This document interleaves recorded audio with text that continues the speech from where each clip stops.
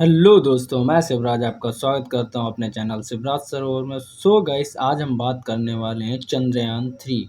जी हाँ, जो मिशन कुछ ही समय में लॉन्च होने वाला है, चंद्रयान 3। आज हम बात करेंगे इसी मिशन के बारे में और इससे जुड़े हुए कई पहलुओं पे बात करेंगे। सो गाइस, ज़्यादा समय ना लेते हुए लेट्स स्टार्ट। हर तरफ चर्चा में है भारत का महत्वाकांक्षी अभियान। बस कुछ ही दिनों में श्रीहरिकोटा से तीसरी बार प्रक्षेपित किया जाएगा। चंद्रयान देश के लिए क्या है, इसके निहितार्थ और क्या है चंद्रयान अभियान की चुनौतियां, बताते हैं आपको।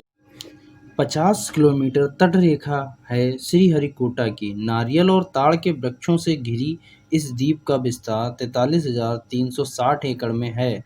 1969 में श्रीहरिकोटा को इसरो के उपग्रह प्रक्षेपण केंद्र के रूप में चुना गया था।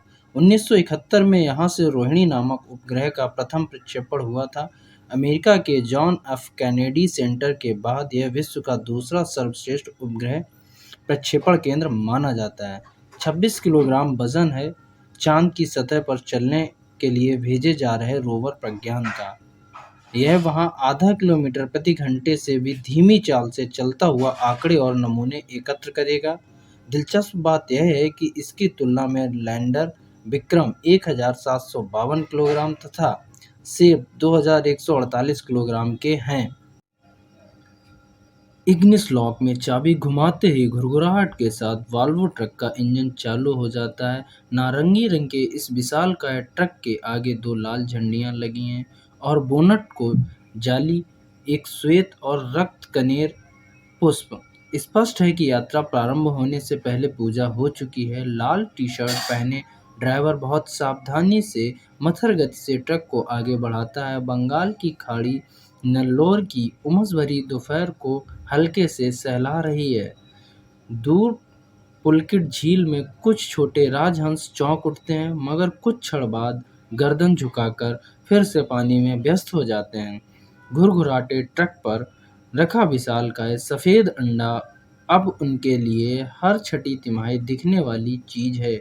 5-6 साल से श्रीहरिकोटा बहुत व्यस्त जो रहने लगा है।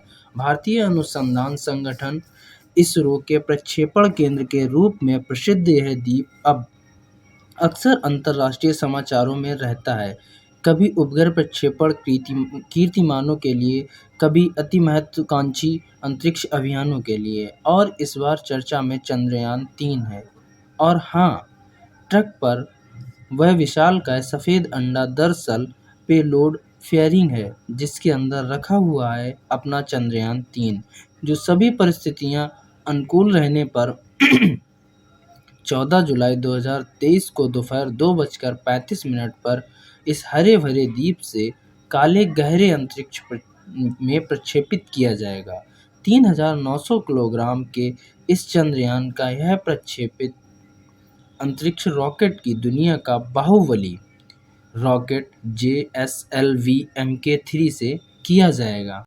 आंध्र प्रदेश के इस द्वीप पर इसरो की यह सभी गतिविधियां, जिन्हें दुनिया दिल थाम कर देख रही है, श्रीहरिकोटा स्थित सतीश धवन स्पेस सेंटर के नेतृत्व में हो रही हैं।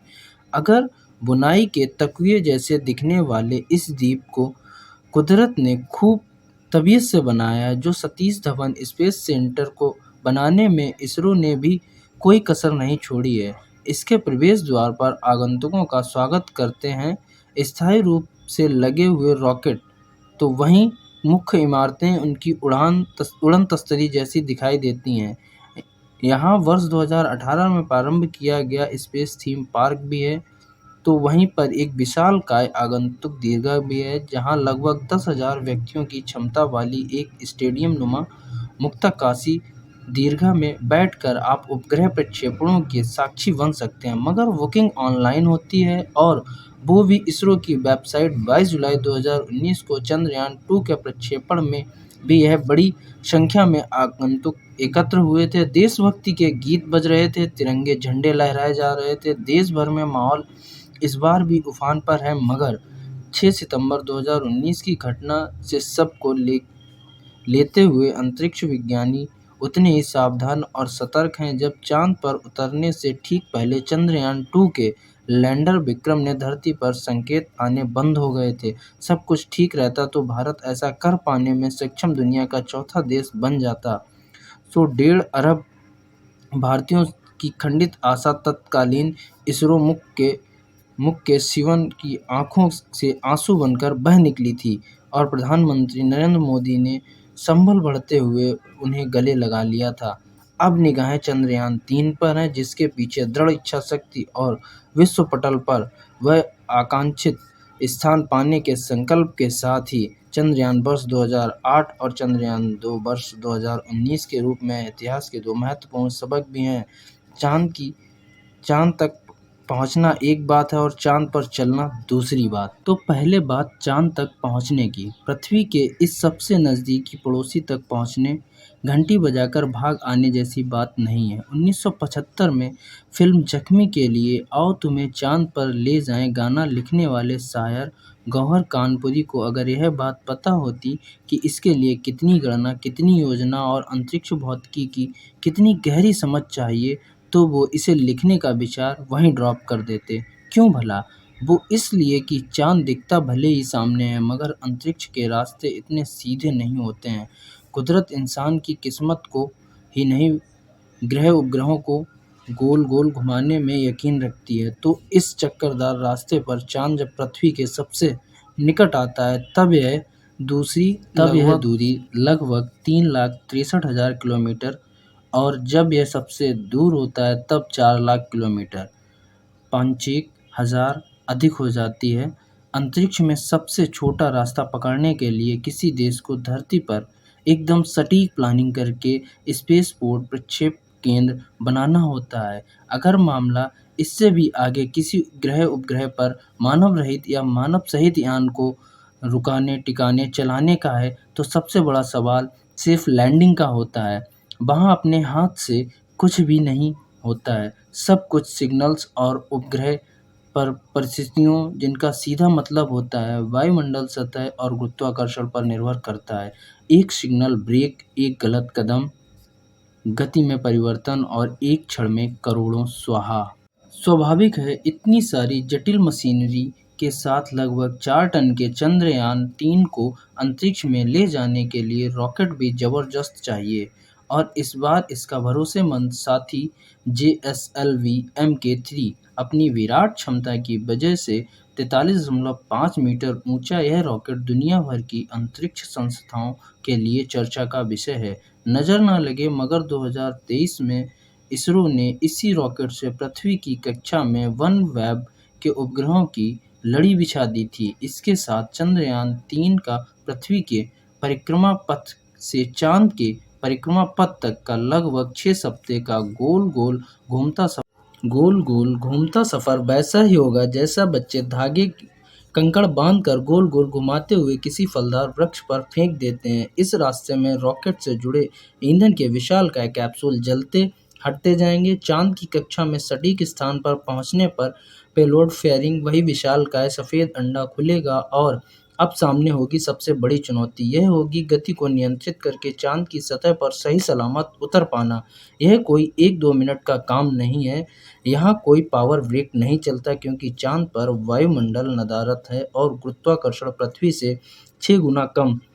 वैश्विक अंतरिक्ष संस्थानों के पूर्व अनुभव बताते हैं कि यह सही संतुलन ना बना तो अंतरिक्ष यान या तो सतह से भिड़ेगा अथवा उड़ेगा। जोखिम इतना ज़्यादा है कि अपोलो जैसे नासा के बहुप्रचलित चंद्र अभियान भी चांद की कक्षा में चांद की सतह पर जाने में कम से कम 86 घंटे लगा देते हैं। अंतरिक्ष की होड़ कितनी भी तेज हो, यहाँ आकर सबको थमना पड़ता है। चांद पर खरगोश भले ही बैठ गया हो, मगर यहाँ चलता कछुआ ही है। चांद की सतह पर विक्रम के उतरने और प्रज्ञान के चलने की यह महत्वपूर्ण यात्रा 15 दिन में होगी, परंतु चांद के हिसाब से देखा जाए तो यह मात्र एक रात का पड़ाव है। यह एक रात कैसी होगी, यकीनन इस विचार से पृथ्वी पर बैठे हम भारतीयों की नींद उड़ सकती है। चांद के गड्ढे और चांद की रात, इसके दक्षिणी ध्रुव में शून्य के नीचे -232 डिग्री सेंटीग्रेड का तापमान मशीनरी पर क्या असर डाल सकता है, यह भविष्य के गर्भ में है।